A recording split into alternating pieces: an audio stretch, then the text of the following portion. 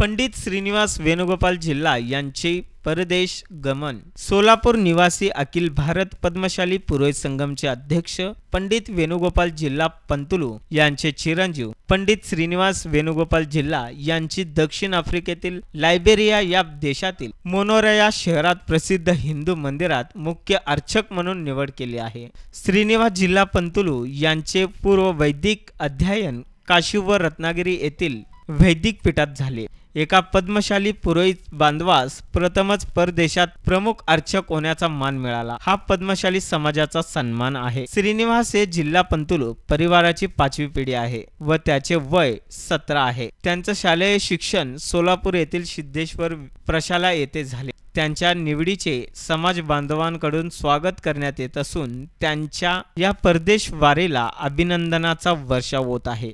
श्रीनिवास जिल्हा याला परदेशात स्थानिक होण्यासाठी गणेश दासरी यांचे विशेष सहकार्य झाले असल्याची माहिती श्रीनिवास जिल्हा यांचे वडील वेणुगोपाल जिल्हा पंतुलू यांनी सांगितले। या यशाच्या शिखरापर्यंत पोहोचण्यास मला आजोबांचा आशीर्वाद तसेच माझे वडील वेणुगोपाल, माझी आई अन्नपूर्णा, बहीण वेदांगी यांचे मार्गदर्शन व आशीर्वाद लाभले। तसेच गणेश दासरी बहुमोल सहकार्य केले असल्याची माहिती पंडित श्रीनिवास जिल्हा यांनी सांगितले।